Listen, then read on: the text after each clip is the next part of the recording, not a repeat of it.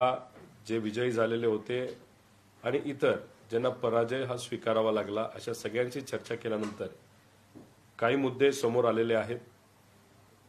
त्यातल्या काही मुद्द्यांवर आम्ही अभ्यास सुद्धा केलेला आहे आणि अजून अभ्यास सुरू आहे।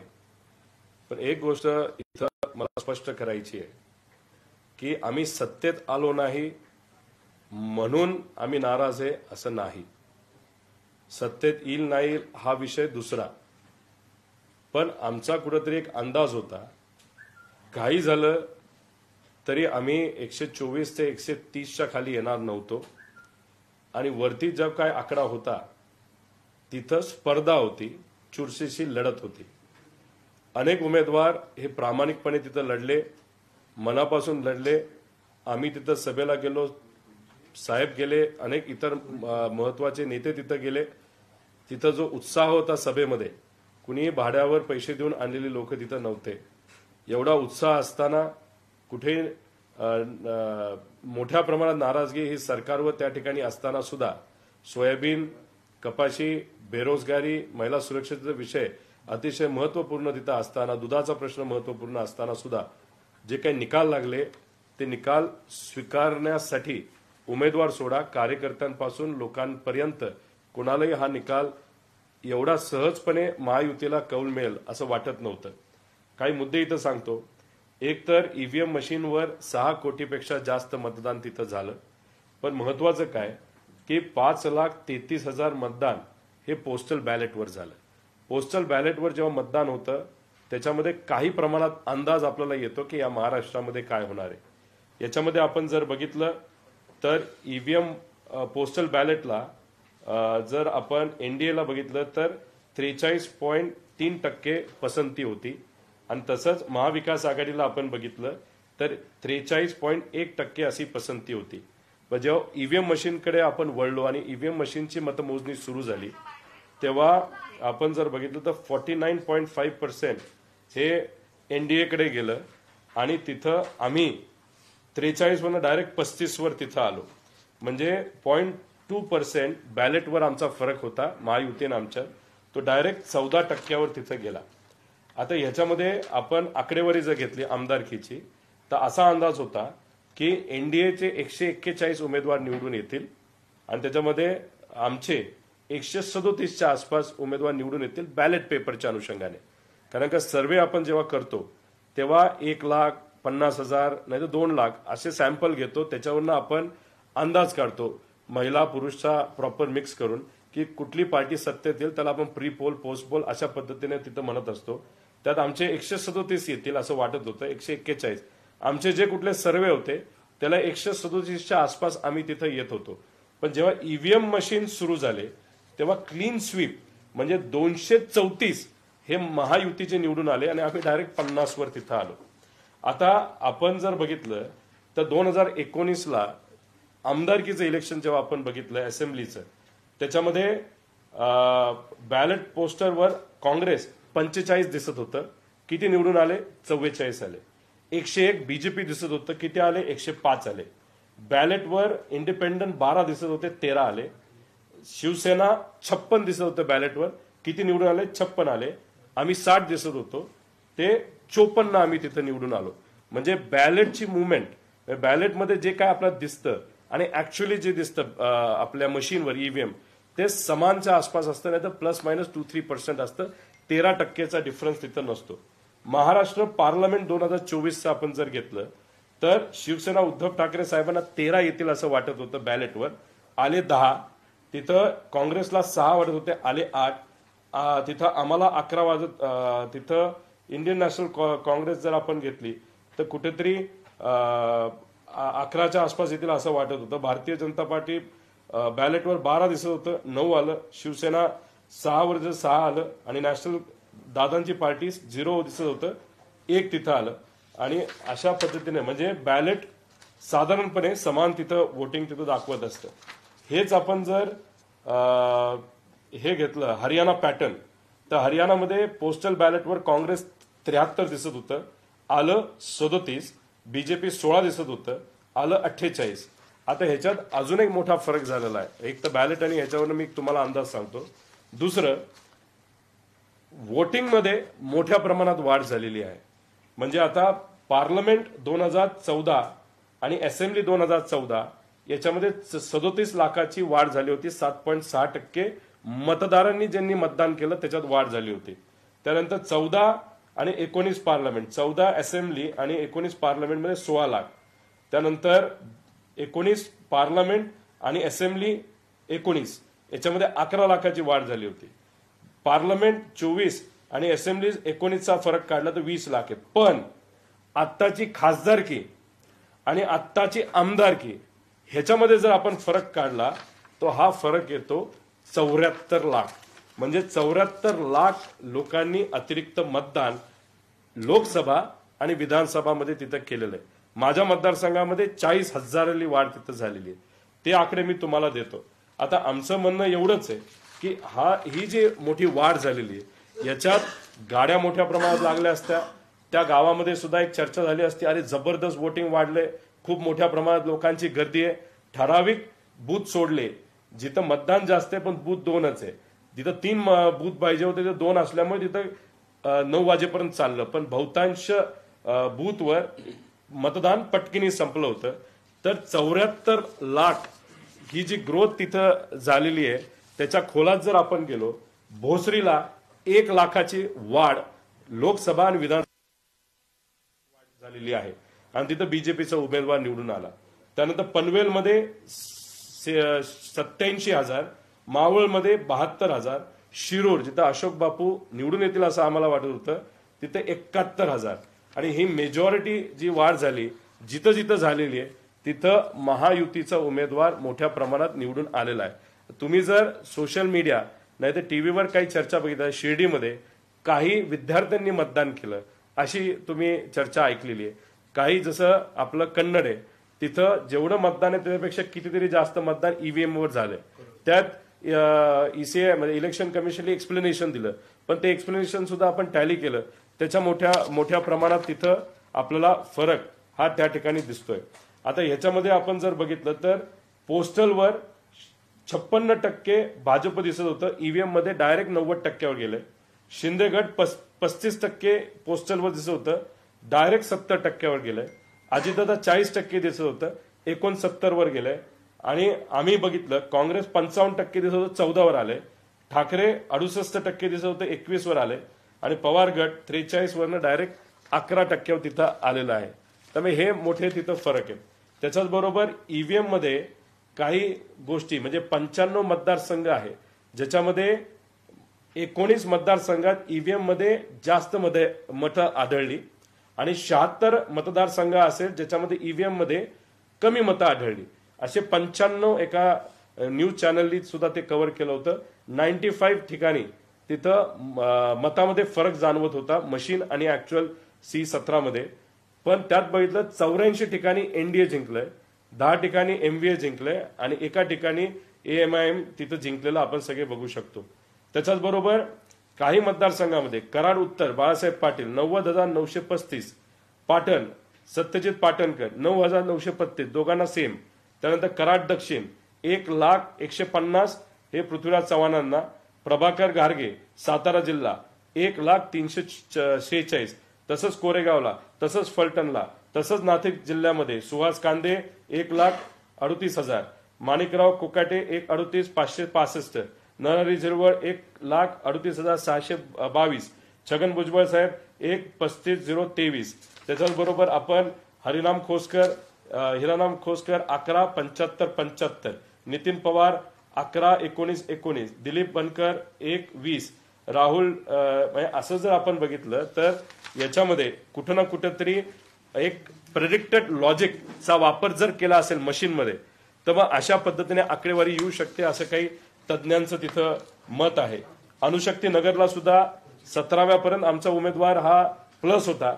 पण नंतर जर आपण बघितलं जेव्हा विरोधी पक्षाचे उमेदवार हे तिथं बूथवर आले म्हणजे बूथ मोजणीच्या इथं, त्यानंतर त्यांचं म्हणजे आमचं मतदान कमी झालं आणि आमच्या विरोधकाचं मतदान त्या ठिकाणी कुठेतरी वाढलेलं आहे.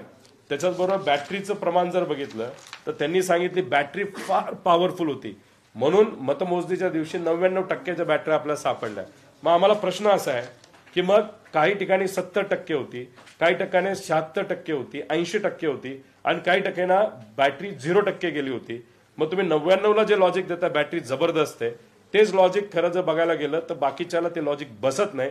तर आमच्या सगळ्यांचं असं मत आहे की याच्यामध्ये जी काय तफावत ही मोठ्या प्रमाणात या सगळ्या विषयामध्ये तिथे येत आहे, याच्यावर योग्य अशी एक्सप्लेनेशन येण्याची जरूरत आहे.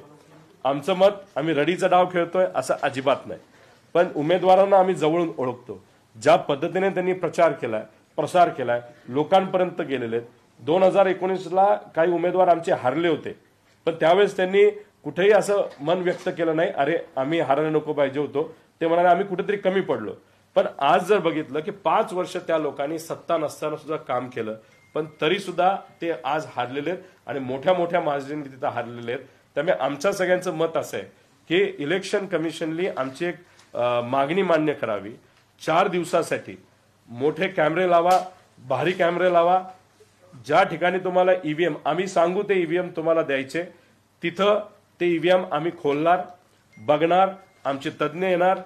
जे काय आमचे डाऊट्स आहेत ज्याच्यामध्ये आता ते काय म्हणतात हे इंटरनेटला कलेक्टेड नाही म्हणून हे मॅन्युप्युलेट होऊ शकत नाही, पण बेरूटला पेजर हे जे डिव्हाइस आहे ते इंटरनेटचं डिव्हाइस नाहीये, ते साधं जीएसएम वर चालणारं डिव्हाइस आहे. जसं आपलं ईव्हीएम मशीन चालतं. टेररिस्ट लोकांनी ते पेजर हे हॅक केलं. एका वेळेस बेरूटला सगळे पेजर तिथं फुटले आणि लोकांचा मृत्यू त्याच्यामध्ये झाला. म्हणजे इंटरनेटला कनेक्ट नसणारा डिव्हाइस हे सुद्धा हॅक होऊ शकतं, बाहेरून मॅनेज होऊ शकतं. हे बेरूटला तिथं आपल्याला जाणवलं आहे. त्यामुळे इलेक्शन कमिशनला आमची विनंती आहे की कृपा करून आम्हाला हे सगळे मशीन्स बघायचे, जे आमच्या सगळ्यांचे डाऊट्स आहेत ते आम्हाला क्लिअर करायचे. आता ह्याच्यात झालं असं आहे की आता येणाऱ्या महानगरपालिका, जिल्हा परिषद, पंचायत समिती याच्यामध्ये आता लोक म्हणायला लागली की जर अशा पद्धतीने ईव्हीएम हॅक केले जातील, आम्हाला वाटत नव्हतं महायुती एवढ्या मोठ्यापर्यंत 220 पेक्षा जास्त उमेदवार त्यांचे निवडून येतील, 140, 144, 135 च्या आसपास ते अडकतील. असं असताना सुद्धा तिथं वन साइडेड इलेक्शन झालेलं आहे. नक्कीच ईव्हीएम मध्ये काहीतरी झालेलं आहे. हे डाऊट लोकशाहीसाठी योग्य नाही. त्यामुळे इलेक्शन कमिशनने ते मशीन आम्हाला देऊन त्याची चिकित्सा, त्याचं इन्व्हेस्टिगेशन, त्याचं पोस्टमॉर्टम हे आमच्या तज्ज्ञांच्या मदतीने कॅमेराच्या खाली मीडियाला सुद्धा तिथं परवानगी द्या. जे जे काय आमचे डाऊट आहेत ते सर्व डाऊट आम्हाला बघायचे, पण मशीन जे आम्ही मागू तेच मशीन आम्हाला तिथं दिले पाहिजे अशी विनंती इथं खरं तर आम्ही देतो. त्याच्याचबरोबर आपण जर बघितलं तर लोकसभेला जे मतदान झालं, ज्या पद्धतीने झालं, कसं झालं याचा अंदाज आम्हाला आहे. आणि मी मगाशी जी आकडेवारी दाखवली की गेल्या वेळेस जे पार्लमेंटरी इलेक्शन झालं म्हणजे लोकसभेचं आणि जे आत्ता झालं त्याच्यामध्ये मतदानात खूप मोठा फरक नाहीये. पण आत्ता आपण लोकसभेचं इलेक्शन आणि विधानसभेचं इलेक्शन बघितलं तर आजपर्यंत इतिहासात सगळ्यात जास्त वाढ 13% वाढ तिथं झालेली आहे. ते अननॅचरल आहे. ते कुठंतरी डाऊट घेण्यासारखं आहे. नाहीतर काही लोक म्हणतील मग तुम्ही लोकसभेचा निकाल स्वीकारता आणि विधानसभेचा नाकारता. आता याच्यामध्ये आपण जर बघितलं तर इथं जे जम्मू काश्मीरमध्ये इलेक्शन झालं त्याच्यामध्ये फक्त 28 ठिकाणी बीजेपीने उमेदवार दिले होते. त्यात 23 उमेदवार हे मुस्लिम उमेदवार होते. पण बाकी ठिकाणी त्यांनी एक सुद्धा उमेदवार दिला नाही जिथं मुस्लिम मतदार हे जास्त आहेत, 98%, 99%. तसंच आपल्या या महाराष्ट्रामध्ये सुद्धा जर आपण बघितलं तर जिथं कुठलं ते 98% मुस्लिम मतदान मालेगाव सेंट्रलमध्ये, तिथं कुठेही काय गडबड झाली असं आमचं मत नाही. त्याचं मुख्य कारण जर तिथं गडबड झाली असती ती गडबड लगेच आपल्याला सापडली असती, समोर आली असती. तिथं गडबड नाही. पण आमचं असं मत आहे, शंका आहे की बाकी ठिकाणी कदाचित गडबड ही झाली असावी. आमचं डाऊट हे येत्या काळामध्ये पुढच्या काही दिवसांमध्ये साफ केलं पाहिजे. आश्चर्य असं की आम्ही सुप्रीम कोर्टात जातो, हायकोर्टात जातो, तेव्हा आमचा एखाद्या निकालसाठी आम्हाला 3-3 वर्ष थांबावं लागतं. काल सुमोटो हायकोर्ट का सुप्रीम कोर्टाने एक जुनी कुठली ती याचिका काढली आणि लगेच काल त्यांनी सांगितलं की आमच्याकडे तुम्ही येऊ नका. म्हणजे आश्चर्य असं आहे की ज्याच्यावर आम्ही विश्वास ठेवतो, ज्युडिशरी नाहीतर आपली न्याय व्यवस्था, त्यांनी काल अचानक स्वतः सांगितलं आमच्याकडे तुम्ही येऊ नका. म्हणजे हे जे काय चाललंय ते चुकीचं चाललेलं आहे. याच्यात स्पष्ट भूमिका घेत इलेक्शन कमिशनली आम्हाला त्या गोष्टी तिथं सांगितलं पाहिजे.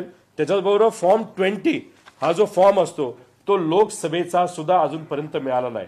म्हणजे बूथ वाईज जिथं जिथं मतदान झालं ते अजूनपर्यंत आम्हाला लोकसभेचं मिळालं नाही, विधानसभेचं मिळालंच पाहिजे. त्याच्याचबरोबर वोटर टर्नआउट जे ऍप होतं ते काल परवापासून बंद आहे. म्हणजे आम्ही माहिती काढायला जातोय ते सगळे अव्हेन्यूज तिथं बंद आहेत.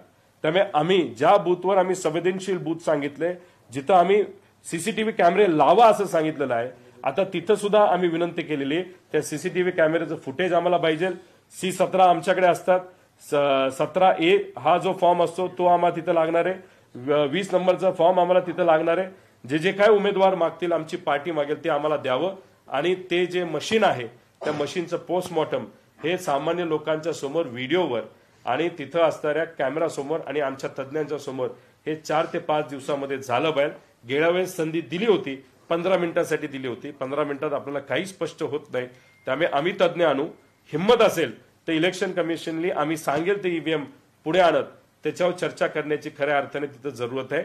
आणि त्याच्यात जर आपण बघितलं तर लोकांचं मत असं आहे की जे काय मतदानामध्ये वाढ झालेली आहे त्याच्यातलं काही मतदान हे मशीनली स्वतःहून त्या ठिकाणी कदाचित केलं असावं, असं काही कार्यकर्ते आणि उमेदवारांचं तिथं मत आहे, ज्यांना पराजय स्वीकारावा लागला. त्यामुळे कन्फ्युजन न ठेवता, लोकशाही धोक्यात न आणता याच्यावर क्लॅरिटी ही आणायलाच पाहिजे असं आमच्या सगळ्यांचं मत आहे. तुम्ही जर छोटंसं उदाहरण घेतलं, एका पक्ष जे महायुतीमध्ये त्यांचे प्रवक्ते आणि ते सुद्धा मोठ्या नेत्या ह्या टीव्हीवर आल्या होत्या 7:30 वाजता. त्यांना कोणीतरी विचारलं की तुमचे किती उमेदवार निवडून येतील, त्यावेळेस त्यांनी सांगितलं होतं 15 ते 18 हे महायुतीच्या एका घटक पक्षाने आमचे उमेदवार निवडून येतील असं सांगितलं होतं. त्यांचा आकडा आता 40-42च्या पुढे गेलेला आहे.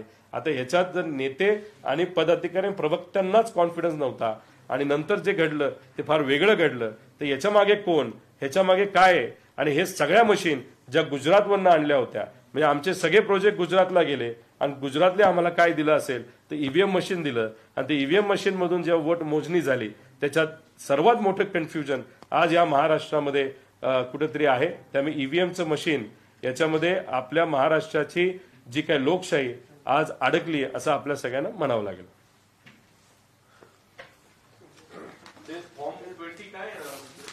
फॉर्म 20 जो विषय असतो त्याच्यामध्ये आपल्याला कळतं की बूथ निहाय किती किती कसं कसं मतदान झालेलं आहे.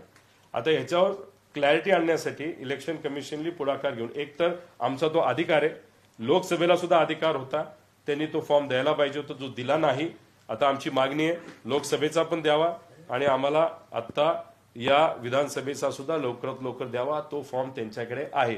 मशीन रिपोर्ट सुद्धा आम्हाला पाहिजे, कारण बऱ्याच ठिकाणी 5:30 वाजताच मतदान बंद झालं अशी चर्चा आहे. आता ह्याच्यामध्ये कन्फ्युजन का निर्माण होतं की जेव्हा तुम्ही मशीनला मॅन्युप्युलेशन करता, त्या मशीनमध्ये जे क्लॉक असतं, जे घड्याळ असतं, त्याच्यामध्ये सुद्धा मॅन्युप्युलेशन होतं. त्यामुळे मशीन रिपोर्ट आम्हाला मिळाला पाहिजे, कारण बऱ्याच ठिकाणी 5:30 वाजता पोलिंग हे बंद झालं होतं. पोलिंग 5:30, 5 नाही तर 6च्या आधी तेव्हाच बंद होतं, जोपर्यंत 100% मतदान होत नाही. जर 100% मतदान तिथं झालंच नसेल, असं कुठलंच बूथ नाही जिथं 100% झाले, तरी सुद्धा 6च्या आधी तुम्ही मशीन का बंद केलं, त्याचं कारण काय होतं, या सगळ्या गोष्टींवर कुठेतरी स्पष्टता आणायची खऱ्या अर्थाने आज लोकशाही टिकवण्यासाठी आपल्या सगळ्यांना जरूरत आहे. त्याच्याचबरोबर काही टीव्ही चॅनलनी सुद्धा ईव्हीएम मशीन कसं हॅक करता येईल. आता आम्हाला सुद्धा काही लोक भेटले होते की तुम्हाला आम्ही असं असं करून देतो, मतदान वाढून देतो, मतदान कमी करून देतो, पण आम्ही लोकशाहीवर विश्वास ठेवणारे लोक असल्यामुळे त्या गोष्टींकडे आम्ही विश्वास ठेवला नाही. मग ती लोक आम्हाला भेटत असतील तर ज्यांच्याकडे पैसा आहे, जसं की आज सत्तेत असणाऱ्या लोकांकडे, तर त्यांनी त्याचा वापर का केला नसावा. त्यांच्याकडे ज्या सिस्टम्स आहेत, नाही तर ईव्हीएम मशीन बनवत असताना त्याच्यामध्ये जर काय वेळा काय गोष्टी झाल्या असतील तर ते सगळे डाऊट्स आपल्याला कुठे ते क्लिअर केले पाहिजे.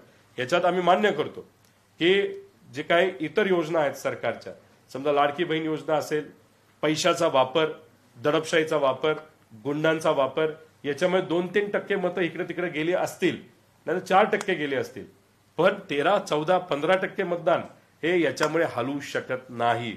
आणि हे स्पष्ट आमचं मत आहे की काहीतरी वेगळं झालेलं आहे. सत्तेत येईल नाही हा प्रश्नमार्क होता, पण 120 पर्यंत तरी महाविकास आघाडी तिथं कुठे ना कुठेतरी पोचायला पाहिजे होती. आज विरोधी पक्ष नेता नाही, मग लढायचं कसं लोकांसाठी. आणि लोकांचा आता जो काही विश्वास या सिस्टमवरून उडत चाललाय, तो कुठेतरी हा विश्वास परत आणण्यासाठी ही चिकित्सा नाही तर पोस्टमॉर्टम मशीनचं लोकांसमोर, मीडियासमोर, कॅमेरासमोर ज्या पद्धतीने सुनावणी ही सुप्रीम कोर्टला टीव्ही समोर होती नाही तर मीडिया समोर होती, तसंच हे सगळे मशीन काढून चेक करणं हे महत्वाचे. व्हीव्हीपॅट मॅच होणारच आहेत, कारण का आमचं व्हीव्हीपॅट. अजून एक गोष्ट, काही व्हिडिओज आमच्याकडे आलेत ते मी पब्लिश करेन. त्याच्यामध्ये एका उमेदवाराने त्याच्या कार्यकर्त्याने, ते चुकीचं आहे पण त्यांनी व्हिडिओ काढला मतदान करताना, बटन दाबलं रोड रोलरचं, तिथं फोटो आला रोड रोलरचा, पण तो फक्त फोटोच होता, खाली चिठ्ठीच पडली नाही. मग असं आम्ही समजायचं का आम्ही जे बटन दाबतोय आम्हाला चित्र मात्र आमचं दिसतंय, पण खाली जे चिठ्ठी पडतीये चित्र आमचं, पण चिठ्ठी ही भाजपची नाही तर महायुतीची, असं आम्ही समजायचं का? तर या सगळ्या गोष्टी स्पष्ट झाल्या पाहिजे, लोकशाही टिकली पाहिजे, नाहीतर लोकांचा विश्वास लोकशाहीवर, ईव्हीएम मशीनवर, इलेक्शनवर राहणार नाही. हे सगळ्यात घातक गोष्ट आहे. पैशाचा वापर अमाप झालेला आहे आणि जर पैशाचा वापर होणारच असेल तर शेतकऱ्याची पोरं, नाहीतर सामान्य लोकांचं प्रतिनिधित्व करणारी लोक, आध्यात्मिक क्षेत्रातील लोक, नाहीतर मीडिया मध्ये सुद्धा जे इच्छुक आहेत ते इलेक्शन लढूच शकणार नाहीत. कारण का एका विधानसभेच्या इलेक्शनला 25 ते 30 कोटी रुपये आज लागतात मत विकत घेण्यासाठी, नेते विकत घेण्यासाठी. आणि एवढा पैसा लागणार असेल तर लोकांचं प्रतिनिधित्व करणारी लोकच विधानसभेमध्ये जाणार नाही, पण शिव्या देणारे, तसंच कॉन्ट्रॅक्टरची मुलं, नेत्यांची मुलं, बिझनेसमॅनची मुलं, गुंडाशक्ती असणारी मुलं, अशीच लोक नाही तर मुली, अशीच लोक जर विधानसभेत जाणार असतील तर उद्या जाऊन फक्त कॉन्ट्रॅक्ट मिळावं, काम मिळावं, नाही तर मध्ये अधिकाऱ्यांची मुलं मुली ते आमदार होतील. गरिबाचं प्रतिनिधित्व करणारे लोक कुठेही तिथं आमदार होणार नाही. आणि कुठलीही जी स्कीम असते ज्याच्यामध्ये आपण म्हणतो की डायरेक्ट कॅश ट्रान्सफर, याचा विरोध आम्ही करत नाही, पण प्रॉब्लेम असा आहे की जेव्हा खऱ्या अर्थाने गरिबी ही सरकारचे काही धोरण चुकल्यामुळे जेव्हा शहरामध्ये नाही तर एखाद्या राज्यामध्ये देशामध्ये वाढते, तेव्हा अचानक पैसे जेव्हा दिवाळीच्या आधी येतात तेव्हा तिथं असणारे जे कोणी मतदार आहेत ते खुश मात्र होतात. पण या विळख्यामध्ये जर आपला महाराष्ट्र पडला तर मग पुढचे 5 वर्ष आपण काहीच करायचं नाही. गरिबी वाढवायची जी वाढली आहे, आपले जे पर कॅपिटल इन्कम आहे, दरडोई उत्पन्न लोकांचं घटलंय, गुजरातचं वाढलंय. मग 4.5 वर्ष झाली की अशी एक योजना आणायची की ज्या 2000चं 3000 करायचं, परत लोक खुश, परत 5 वर्ष, परत मग पैसे. म्हणजे धोरणात्मक काहीच आपल्या राज्यात होणार नाही. फक्त कॅश ट्रान्सफर स्कीमवर जर आपलं राज्य जगवायचं असेल, त्याच्यावर राजकारण करायचं असेल तर मी तुम्हाला सांगतो या महाराष्ट्राचं बिहार व्हायला वेळ लागणार नाही. एवढा विचार हा सगळ्यांनीच तिथे केला पाहिजे. आणि ईव्हीएम मशीनचं चिकित्सा, ईव्हीएम मशीनचं इन्व्हेस्टिगेशन हे लोकांसमोर, जाहीर मीडियासमोर तिथं झालं पाहिजे, पण त्याला 3 ते 4 दिवस देण्याची विनंती या ठिकाणी मी मनापासून तिथं करत आहे. नाही, याच्याबद्दल काल जी चर्चा झाली, जे उमेदवार असे म्हणतात की आमच्या मतदारसंघामध्ये काही अशा वेगळ्या गोष्टी झालेल्या आहेत, त्यांना आम्ही वकिलांची साथ देत आम्ही कोर्टाकडे जाण्याचा विचार तिथं करत आहोत. पण आमचं एकच मत आहे की कोर्ट वगैरे हे सगळ्या गोष्टी अडकून राहणार आहेत. आणि आमच्या उमेदवारांचं मत आहे की ठीक आहे, निकाल लागला, आम्हाला त्याचं काय म्हणणं नाही, पण आमच्या कार्यकर्त्यांना, आमच्या मतदारांना, म्हणजे असे काही मतदारसंघ आहेत की गाव माझं आहे तिथं मी मायनस राहिलो. माझं उदाहरण नाही, पण काही उमेदवारांचं आहे. मनसेचा एक उमेदवार आहे, त्याच्या वॉर्डातून नाही तर त्याच्या बूथवर 4 मतदान जे व्हायला पाहिजे होतं घरातलं 4 ते सुद्धा त्याला झालेलं नाही. आणि मग दहिसरमध्ये म्हणजे त्याच्या पत्नीला त्याला दिलं नाही, नाही तर आईली दिलं नाही, नाही तर स्वतःच दिलं नाही, असं परिस्थिती आज तिथं आहे. त्यामुळे हे जे कन्फ्युजन आहे हे घातक आहे. त्यामुळे हे कन्फ्युजन नसणं हे फार महत्वाचं आहे. नाही तर उद्या जाऊन कुणीही इलेक्शनकडे फिरकणार नाही आणि हळूहळू मतदान कमी झालेलं आपल्या सगळ्यांना बघायला मिळेल. आता तुम्ही एक महत्वाचा विषय की आम्हालाही काही लोक असे भेटले होते की जे मतदान वाढून देतो असं म्हटले होते. तुम्ही त्याच वेळी त्यांना काय एक्सपोज केलं आणि त्यांना समोर का आणलं, आणि हा एक भाग. आणि दुसरा, मग त्याच्यानंतर तुम्ही म्हणताय की ते त्यांच्याकडे गेले असण्याची शक्यता आहे. नाही, तसं नाहीये. मी ते म्हणत नाही की त्यांच्याकडे गेले असावेत. एक फसवे लोक समाजामध्ये, लोकांमध्ये हे मोठ्या प्रमाणात तिथं फिरत असतात आणि आमचा लोकशाहीवर विश्वास असल्यामुळे हे जे फसवे असतील ते भेटले असतील. आम्ही फक्त एवढंच त्यांना सांगितलं की हे फसवेगिरी, आम्ही याच्यावर विश्वास त्या ठिकाणी ठेवणार नाही. फक्त जे सत्तेत आहेत तरी त्यांचाच वापर केला असेल असं मी म्हणणार नाही. पण ती जी कुठली सिस्टम असेल ज्याच्यामुळे त्यांना कॉन्फिडन्स होता की आम्ही हे करू शकतो, ते करू शकतो. आता तुम्हीच थोडंसं उदाहरण घ्या. मुंबई तक हा जो चॅनल आहे त्यांनीच एक कुठला तरी एक व्हिडिओ सिस्टमवर टाकलेला आहे. त्याच्यामध्ये स्टिंग ऑपरेशन त्यांनी केलं असं सांगितलंय. ते तुम्ही थोडंसं डिटेलमध्ये बघून घ्या. ते स्टिंग ऑपरेशन काय होतं, कसं काय झालं, कशामुळे झालं, याचा कुठं ना कुठेतरी अंदाज तिथं करण्याची घेण्याची जरूरत आहे. आमचं तिथं मत आहे. व्हीव्हीपॅट मध्ये पण चेंजेस होऊ शकतात असं तुम्ही म्हटलंय. नाही, व्हीव्हीपॅटच्या बाबतीत मी एवढंच म्हणतोय की फोटो दिसताना, जसं मी एक उदाहरण आहे, मी व्हिडिओ मागितलेला, तो व्हिडिओ मी उद्या पब्लिश करेल एका उत्साही कार्यकर्त्याने. खरं तर ते अलाउड नाहीये, पण तरी सुद्धा त्यांनी मोबाईल नेला. पण असतो एक जोश असतो, बघ मी माझ्या नेत्यासाठी काय केलं, त्यांनी तो व्हिडिओ काढलाय. त्या व्हिडिओमध्ये दिसतं असं की तिथं जो फोटो निघतो तो नुसतं फोटोच दिसतो, पण चिठ्ठी जी खाली पडायला पाहिजे त्याची चिठ्ठी पडत नाही. मग कुठेतरी शंका अशी येते की मतदान केलं, दिसताना फोटो आम्हाला आमचा दिसला ज्याला आम्ही मतदान केलं, आणि नंतर कळतं असं की तिथं फोटो तो दिसला असला तरी चिठ्ठी खाली जी पडली ती कदाचित ही महायुतीच्या पक्षाची नाही तर भाजपची पडली असावी, असंही काही डाऊट आम्हाला त्या ठिकाणी येत आहे.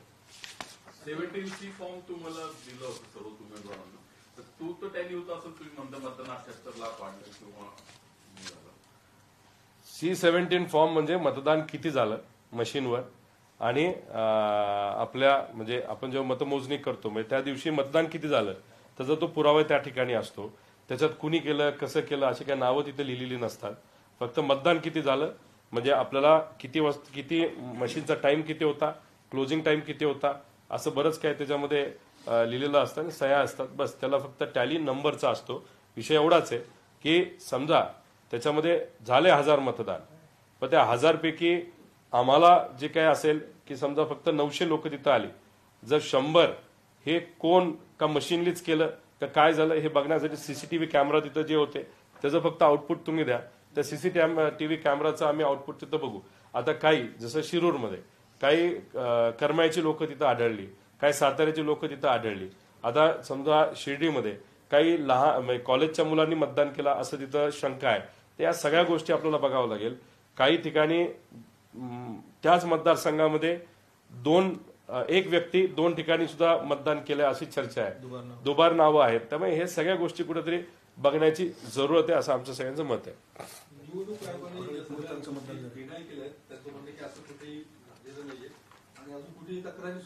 कशाच्या बाबतीत? हे बघा, कन्नडच्या बाबतीत त्यांनी काय सांगितलंय, लोकांनी आवाज उठवला तेवढा परत आयोग जागं झालं. त्यानंतर त्यांनी सांगितलं होतं 81 नंबर बूथ वरील आकडेवारी चुकून 80 वर पडली, पण त्याच्यात 81 नंबरचं चुकते ना परत. मग ते काय म्हणणार, आता 82चं 81 ला पडलं, मग परत काय म्हणणार 83चं 81 वर पडलं. म्हणजे काहीतरी लॉजिकल सांगितलं पाहिजे. बोलायचं म्हणून बोलून चालत नाही. मग तुम्ही 20 फॉर्म द्या, आम्ही जो मागतोय तो मशीन रिपोर्ट द्या आम्हाला. सगळे तुम्ही व्हिडिओ जे काढले गेले ते सीसीटीव्ही कॅमेरा जे संवेदनशील बूथ होते ते आम्हाला तुम्ही द्या. त्यानंतर मशीनची चिकित्सा करण्याची परवानगी त्या ठिकाणी तुम्ही द्या, पण 15 मिनिटं नाही. आमच्या जे कोणी टेक्निशियन्स आहेत ते तिथे येतील, अधिकाऱ्यांसमोर, मीडिया समोर, टीव्ही समोर, लोकांसमोर जे काय आम्हाला चेक करायचं तिथं आम्ही चेक करून घेऊ. जावं लागेल, कारण काय ठीक आहे मी निवडून आलोय, मला तसं टेन्शन नाही. पण मी काल जेव्हा आमच्या उमेदवारांना भेटलो ते म्हणाले काही नाही सगळं केलं आम्ही, लोकांपर्यंत गेलो, लोकांचा आत्मविश्वास आहे, लोक आमच्याकडे रडत आलेले आहेत. अहो हे या गावामध्ये कुठेही मतदान कमी होऊच शकत नाही. हे कसं झालं आम्ही ऍफिडेव्हिटवर लिहून तुम्हाला देतो.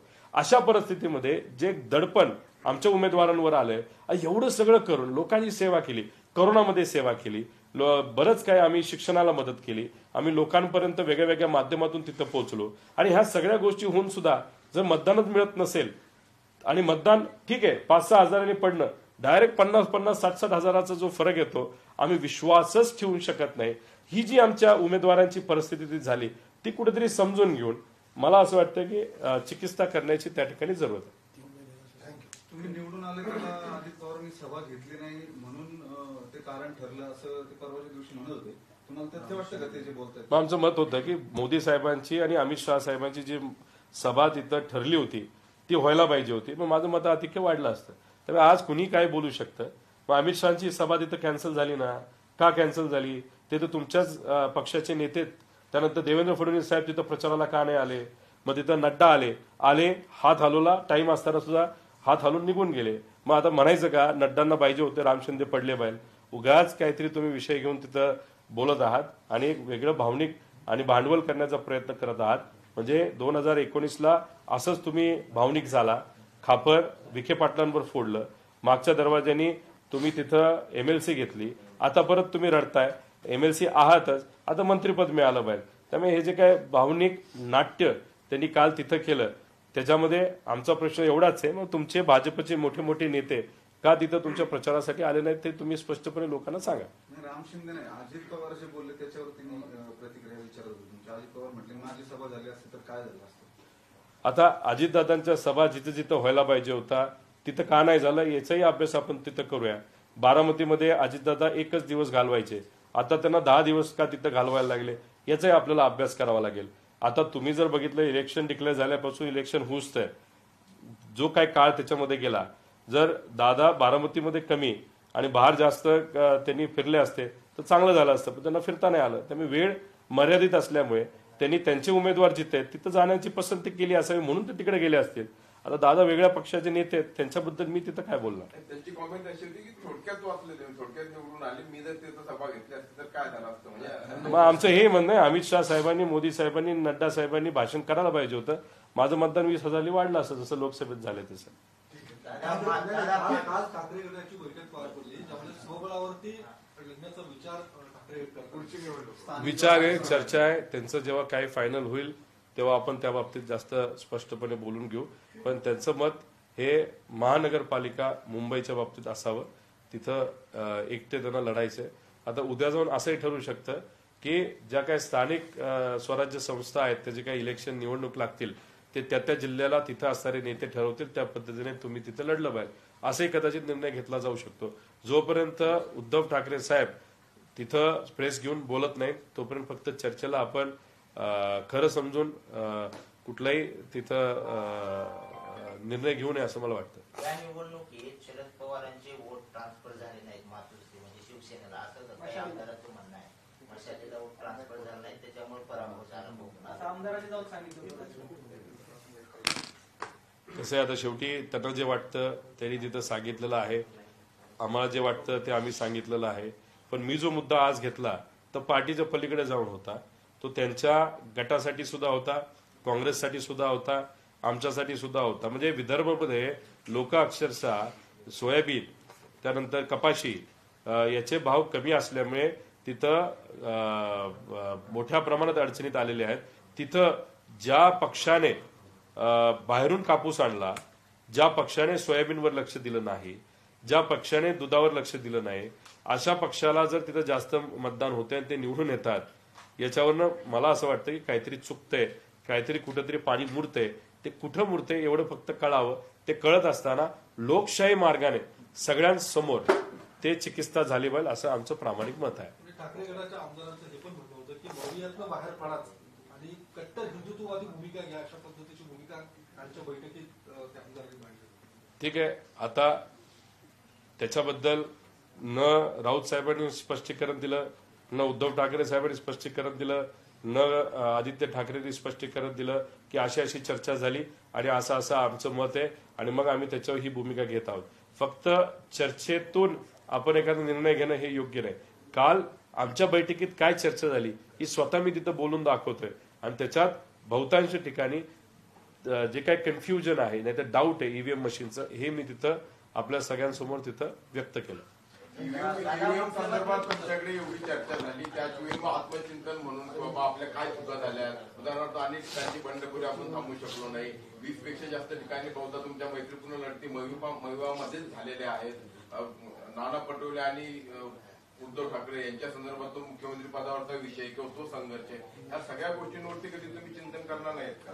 तर बघा, याच्यावर चिंतन करायचं झालं तर 57 ठिकाणी महायुतीमध्ये बंडखोरी झाली होती, त्याचा प्रभाव त्यांना तिथं मात्र आला नाही. आणि आम्हाला जर तुम्ही बघितलं तर बंडखोरीचा खूप इम्पॅक्ट तिथं आलाय असं नाही, पण आम्हाला जे ट्रम्पेट नावाचं चिन्ह आहे त्याचा खूप मोठा इम्पॅक्ट आलाय. 11 ठिकाणी आमचे उमेदवार तिथं पडलेले आहेत. त्यामुळे त्याचा तर आम्ही अभ्यास पूर्वीपासून केलेला आहे. दुर्दैव असं यंदा सुद्धा 11 ठिकाणी आम्हाला फटका बसलेला आहे. लोकांपर्यंत जाऊन सुद्धा माझ्याच मतदारसंघामध्ये रोहित पवार नावाचा एक डमी उमेदवार जो उभा केला होता त्याला ट्रम्पेट दिलं होतं, 3,500 मतं त्यांनी खाल्ली. त्याच्याबरोबर इतर ठिकाणी सुद्धा 11 उमेदवार आमचे त्याच्यामुळे तिथं पडले, त्याच्यावर चर्चा झाली. त्याच्याच बरोबर जे काही ओबीसी मराठा हा जो वाद या महाराष्ट्रामध्ये मुद्दामून काही सत्तेत असलेल्या लोकांनी निर्माण केला आणि त्याच्यावर एक वेगळ्या पद्धतीचं राजकारण झालं, त्याच्यामुळे सुद्धा मोठ्या प्रमाणात फरक झालेला जाणवतोय. हिंदू मुस्लिम करण्याचा प्रयत्न, कटेंगे बटेंगे, ह्याचाही तिथे इम्पॅक्ट आहे. पण आणि लाडकी बहीण योजनेचा, आता ह्या सगळ्या गोष्टी घेतल्या तर ते 4 ते 5% येऊ शकतं प्लस मायनस. पण आमचं मत असं आहे की एवढा मोठा जो इतर ठिकाणी फरक झालाय, आता अशोक बापूंसारखा उमेदवार पडला पण 5,000 पडला तर आम्ही म्हणलो असतो की ठीक आहे, तो जो इम्पॅक्ट आम्ही गृहीत धरतोय तो त्याच्यामुळे. डायरेक्ट 74,000 पडणं हे थोडंसं आम्हाला मान्य होत नाही. तुम्ही जर भोसरीमध्ये गेलात तर तिथं कुठलेही सर्वे तुम्ही बघा, त्याच्यामध्ये सकारात्मक सर्वे येत होते. तर डायरेक्ट 50,000चा फरक म्हणजे तिथं 1 लाखाली मतदान वाढतं आणि आमचा उमेदवार 50,000 पडतो. तसंच तिथं इतरही मतदारसंघ आपण जर घेतले तिथं त्याच बाबतीत काही घोळ झालेला आहे. त्यामुळे मला काय म्हणायचं आहे की आम्ही सगळ्यांवर चर्चा केली, सगळ्या गोष्टी, इतर गोष्टी आमच्या हातात आहेत. जी गोष्टी आमच्या हातात नाही ते ईव्हीएम. आता ईव्हीएम आमच्या हातात असलं असतं तर ते सुद्धा आम्ही टीव्ही समोर बोललो नसतो, तुमच्यापर्यंत आलो नसतो. पण ही गोष्ट इलेक्शन कमिशनच्या हातामध्ये आहे. त्यामुळे आता आम्ही तुमच्या माध्यमातून लोकांपर्यंत पोहोचतोय, लोकांकडनं सुद्धा मुवमेंट झाली बाहेर. नाही तर 2029ला जेव्हा इलेक्शन होईल, कुणीही सामान्य कुटुंबातून एखादा व्यक्ती इलेक्शनला उभा राहू शकत नाही, अशी आजची परिस्थिती आहे. आणि जर सामान्य कुटुंबातल्या लोकांना इलेक्शनसाठी उभं राहायचं असेल तर आजच या लढ्यामध्ये सगळ्यांनी सहभाग घ्यावा. आणि आम्ही रडीचा डाव नाही, जो निकाल आहे तसाच ठेवा. आमचं काही मत नाही, फक्त आमचं मत आहे की चिकित्सा मशीनची, आम्ही सांगेल त्या मशीनची लोकांसमोर तिथं झाली पाहिजे आणि लोकांसमोर खरं काय हे आलं पाहिजे. विश्वंभर चौधरींनी 100 जागांचे अनालिसिस केले. महाविकास आघाडीच्या 100 जागांना मतविभाजनाचा फटका बसलाय असं त्यांचं म्हणणं आहे. तुम्ही जो 2 टीव्ही देत आहे त्याऐवजी उमेदवार जे देण्यात आले सारख्या नावाचे असतील किंवा तिसरे चौथे उमेदवार जी मतं घेऊ शकतील 20 ते 25,000 पर्यंत, अशा 100 जागा आहेत. आणि विनिंग मार्जिन जे ते 2,500 ते 6,000च्या दरम्यान अशा 70 जागा आहेत त्या महाविकास आघाडीच्या गेलेल्या आहेत. म्हणजे त्यांचं असं म्हणणं आहे की मतविभाजन हे प्रमुख कारण दिसतंय, जे महाविकास आघाडीची स्ट्रॅटेजी फेल ठरली. म्हणजे महायुती हरियाणा पॅटर्न तिथं तुम्हाला वरचढ ठरली. तुम्ही स्ट्रॅटेजीत मागे पडलात, आता ईव्हीएमच्या नावानं ओरडण्यात काही अर्थ नाहीये. नाही काय नाव तुमचं? विश्वंभर चौधरींना मला विनंती करायची की जो काही डेटा आम्ही इथं मांडलेला आहे त्याचाही तुम्ही तिथं अभ्यास करावा. आता याच्यामध्ये जिथं आपल्याला नंबरमध्ये काही तफावत आलेली आहे त्याच्यामध्ये जर आपण बघितलं तर 94 ठिकाणी ती तफावत आली, त्यांचे 85 ठिकाणी महायुतीचे उमेदवार तिथे निवडून आले आहेत. याचाही कुठे ना कुठेतरी अभ्यास तिथे झाला पाहिजे. आणि त्याच्याच बरोबर जर ते म्हणतात ते जे आहे म्हणजे ज्याच्यामध्ये करेक्शन आपण म्हणतो ते करेक्शन जर आम्ही केलं असतं, समजा त्याच्यात आम्ही योग्य ठरलो असतो आणि ह्या ज्या गोष्टी त्या झाल्या नसत्या तर कदाचित मग आम्ही 180-190 पर्यंत गेलो असतो. मी 190, 180 नाहीतर 200च्या जागेबद्दल बोलतच नाही. करेक्शनमध्ये नाहीतर ज्या काही त्रुटी आहेत त्यात आम्ही कमी पडलो म्हणून म्हणतोय. कदाचित सत्तेत नव्हतो येणार पण 120 पर्यंत तरी पोचायला पाहिजे होतं. ते 120 पर्यंत आम्ही का पोहोचलो नाही त्याची कारणं मी सांगितली. आणि विश्वंभर चौधरींचा विषय जर आपण कन्सिडर केला ज्याच्यामध्ये आम्ही जिथं जिथं कमी पडलो ते जर आम्ही ऍड केलं आणि मशीनमध्ये ही तफावत आली नसती तर आम्ही 180 पर्यंत पोहोचलो असतो. जर तुम्ही साहेबांचा मध्ये एक रिपोर्ट आला होता, आयबी रिपोर्टच्या नावाखाली आला होता, नाही तर चर्चेत आला होता, नाही तर बीजेपीचा एक रिपोर्ट आला होता लाडकी बहीण योजना येण्यापूर्वी की महाविकास आघाडीचे 180 उमेदवार तिथं निवडून येतील. आता विषय एवढा आहे की त्यांचं आणि माझं मत एकत्रित केलं, माझं करेक्शन त्यांचं करेक्शन जर आपण केलं तर आमचा आकडा 190च्या आसपास जातोय. 190चा विषय नाही, आमचा विषय 120, 25, 30, 37चा विषय आहे. त्या विषयावर जसं बॅलेट पेपरवर जे दिसतंय 137 त्याच्या आसपास आमचे उमेदवार यायला पाहिजे होते. आणि मग आमचे 137 त्यांचे 140च्या आसपास खेळ हा सर्व अपक्ष उमेदवार जे उभे राहिले त्याच्यावर तो आला असता, जी चर्चा झाली होती. आणि त्याच्यावर जर तुम्ही बघितलं तर बीजेपी पासून सगळ्या लोकांनी म्हणजे आम्ही सुद्धा आणि अनेक इतरांनी इंडिव्हिज्युअल म्हणजे जे अपक्ष कॅन्डिडेट त्यांना फोन केले होते, त्यांना बोलवण्यात आलं होतं, चर्चा सुद्धा तिथं सुरू झाली होती. पण जो निकाल लागला तो कोणालाच हा न पचणारा निकाल लागला. आमचं मत तुम्ही आकडेवारी बदलू नका, 50लाच आम्हाला ठेवा, पण जे काही डाऊट सामान्य लोकांमध्ये आणि कार्यकर्त्यांमध्ये आलेलं आहे ते मात्र पारदर्शक पद्धतीने हे कुठेतरी लोकांसमोर क्लिअर झालं पाहिजे. नाही तर येणाऱ्या कुठल्याही निवडणूकमध्ये लढत असताना डाऊट जर डोक्यात राहिलं तर लोकशाही जिवंत राहणार नाही. लोकसभेला पश्चिम बंगाल, कर्नाटक आणि महाराष्ट्र ही 3 मोठी राज्य होती ज्याचा मोठा आकडा हा लोकसभेसाठी महत्वाचा असतो. त्यावेळी तुमच्या मनात शंका काय? दादा तुम्हाला हेच सांगितलं मी की त्यावेळेस जे मतं इन्क्रीज झाले त्या इन्क्रीजमध्ये परत एकदा आपल्याला मी सांगतो, त्याच्यामध्ये जो आकडा वाढला 2014 पार्लमेंटमध्ये 4,87,00,000 मतदार होते. 2014 असेंब्लीमध्ये विधानसभेमध्ये 5,24,00,000 होते, 37 लाख वाढले. 19ला पार्लमेंट म्हणजे लोकसभेला 5,40,40,00,000 आले. 19 असेंब्लीला 5,51,00,000 म्हणजे 10 लाख वाढले. त्यानंतर 19ला जे असेंब्ली झालं त्याच्यामध्ये 5,51,00,000 मतदान झालं. आता असेंब्ली 2024 म्हणजे आम्ही जी लढलो 6,95,00,000 गेलं. आता आम्ही डाऊट का घेत नाही, 2019ला असेंब्ली म्हणजे मी ज्याच्यात गेल्या वेळेस आमदार झालो होतो त्याच्यात आणि ज्याच्यामध्ये गेल्या वेळेस म्हणजे 31 खासदार आमचे निवडून आले त्याच्यात 5,71,00,000 20 लाख फक्त मतदान वाढलेलं आहे. 20 लाख. आता प्रश्न असा आहे की पार्लमेंट 6 महिन्यापूर्वी झाली आणि आता असेंब्ली आता आम्ही जी लढलो त्यात 74 लाख मतदान वाढलेलं आहे. त्यामुळे हा आकडा जो 20 लाखाच्या आसपास नाही तर 10 लाख नाही तर नेहमी दरवर्षी हा 5 लाखाला वाढतो ह्याच्या आसपास असला असता तर आम्ही तुम्हाला बोललोच नव्हतो, चर्चा केलीच नसती. 74 लाख मतदान मोबिलाइज करायला आपल्याला किती गाड्या लागतील? 40,000 मतदान माझ्या मतदारसंघामध्ये समजा वाढले, तेवढं मतदान मोबिलाइज करायला 11,000 गाड्या लागल्या असत्या. बसेस घेतल्या असत्या तर 5,000 बसेस लागल्या असत्या. आता 74 लाख मतदान हे गावातलं मोबिलाइज झालं का बाहेरून आणलं गेलं का या तालुक्यातलं या तालुक्यात गेलं का तिथंच असणाऱ्या व्यक्ती 2 ठिकाणी मतदान केलं, हे कुठेतरी आता स्पष्ट व्हायला पाहिजे असं आमचं सगळ्यांचं मत आहे. आता मुख्यमंत्री पदाबाबत घोळ सुरू आहे. एकनाथ शिंदे मुख्यमंत्री होणार नाही. नाही, आकडे जर बघितले तर भाजपचा आकडा अशा पद्धतीने आलेला आहे की एकनाथ शिंदे साहेबांनी खूप वेळ घालवला तर दादा आणि बीजेपी मिळून सत्ता स्थापन करू शकतं. दादांनी वेळ घालवला तर बीजेपी आणि एकनाथ शिंदे साहेब तिथं सत्ता स्थापन करू शकतं. त्यामुळे आता बरंच काही दिवस या गोष्टी चालतील असं नाही. खरं तर पहिल्याच दिवशी या गोष्टी व्हायला पाहिजे होत्या. उगाच रटाळ पद्धतीने खेचाखेची सुरू आहे. सगळ्यांना माहिती काय होणार आहे. भाजपचंच तिथं मुख्यमंत्री पद येऊ शकतं. फक्त दाखवण्यासाठी कदाचित एकनाथ शिंदे साहेबांना 1 वर्ष दिलं जाऊ शकतं, नाहीतर 5च्या 5 वर्ष मुख्यमंत्री हे भाजपचेच राहतील. आणि जर भाजपने सांगितलं 2.5 तर 2.5 वर्ष होईल. 2.5 वर्ष झाल्यावर पुढच्या 2.5 वर्ष भाजपच राहील.